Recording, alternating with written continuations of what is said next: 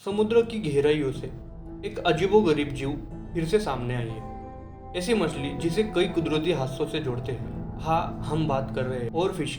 हाल ही में मेक्सिको के बाजा कैलिफोर्निया सुर में एक और फिश देखी गई और इसके साथ ही कई सवाल उठने लगे। क्या ये एक सिर्फ कोइंसिडेंस है या फिर ये एक साइन है कि कोई बड़ा भूकंप आने वाला है या नेचुरल आपदा आने वाली है। गहरे समुद्र के अंधेरे में जहाँ सूरज की रोशनी तक नहीं पहुँचती, वहाँ ये एक अनोखी मछली तैरती है। ये रेगेलेकस ग्लेसना मतलब कि ओरफिश, दुनिया की सबसे लंबी हड्डी वाली मछली। इसकी लंबाई 11 मीटर तक हो सकती है, जिससे ये एक बड़ी समुद्री जीव लगती है। इसकी बॉडी शेप लंबी और वेवी होती है, जो पानी में किसी सांप की तरह तैरती है। इसकी चमकती हुई चांदी जैसी स्किन और सिर पर लगी लंबी फिन जैसी क्रिस्ट इसे और भी रहस्यमय बनाती है। ये ऐसा लगता है मानो समुद्र की कोई शाही मछली अपने राजमहल में घूम रही हो। और फिश आमतौर पर समुद्र की गहराइयों में 660 से 3280 फीट तक पाई जाती है, जहां सूरज की रोशनी तक नहीं पहुंचती। ये गहराई समुद्र के मेसोपोलॉजिक जोन में आती है, जिसे ट्वाइलाइट जोन भी कहा जाता है।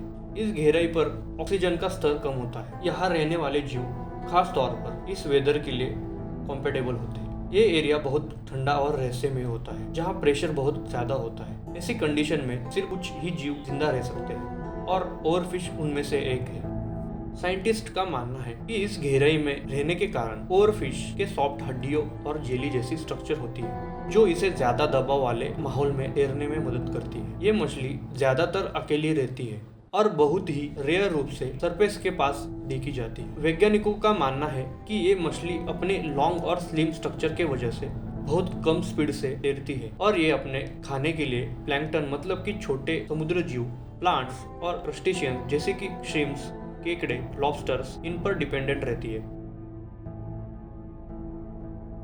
एक शांत समुद्री तट, दूर दूर तक फैला पानी और अचानक लहरों के साथ बहकर आती है एक बड़ी चमचमाती मछली। लोकल मछुआरों घबराकर किनारे के ओर दौड़ते हैं। बुजुर्ग मछुआरे सहमे हुए कहते हैं, यह अच्छा संकेत नहीं। और फिश फिर से दिखाई दी है। सदियों से जापान और फिलीपींस के समुद्र किनारों पर रहने वाले मछुआरों के बीच एक अजीब सी दहशत रही है। जब भी कोई और फिश वेव्स के सहारे किनारे पर आकर दम तोड़ती है, तो गांव के बुजुर्ग आंख बंद कर कहते हैं, अब कोई डिजास्टर आने वाला है। लोक कथाएं बताती है कि और फिश सिर्फ एक साधारण मछली नहीं, बल्कि समुद्र के गहरे रहस्य को समेटे हुए एक खास जीव है। कुछ इसे ड्रैगन मछली कहते हैं, तो कुछ इसे समुद्र की वार्निंग समझते हैं। ऐसा माना जाता है कि ये मछली समुद्र की गहराइयों में होने वाली हलचलों को पहले से महसूस कर सकती है। जब समुद्र के नीचे कोई बड़ी हलचल होती है, तब और फिश ऊपर की ओर आती है, जैसे मानो इंसानों को किसी खतरे से आगाह करने आई हो। 2010 की एंड की एक बड़ी ठंडी सुबह जापान के मछुआरे जब किनारों पर पहुंचे, तो उन्होंने एक अजीब नजारा देखा। लहरों के बीच एक बड़ी चांदी जैसी चमकती मछली बेजान पड़ी थी और ये कोई नॉर्मल घटना नहीं थी, बल्कि एक ऐसी घटना थी जिसने पूरे गांव में हलचल मचा दी। बुजुर्ग मछुआरों की आंखों में चिंता झलक उठी।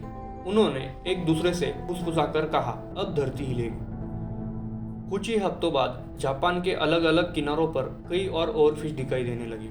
लोकल लोग इसे नजरअंदाज नहीं कर सके। पुरानी कहानियां सच होती दिख रही थी। और फिर मार्च 2011 में वही हुआ जिसका डर था। 9.0 मैग्नीट्यूड का भूकंप आया, जिसने जापान में भारी तबाही मचा दी। इस तबाही मचाने वाली घटना ने सदियों पुराने बिलीफ्स को और भी मजबूत कर दिया। जब भी कोई और फिश समुद्र की सतह पर दिखती है, लोग घबरा जाते हैं। क्या ये एक सिर्फ कोइंसिडेंस है या फिर नेचर की कोई छुपी चेतावनी?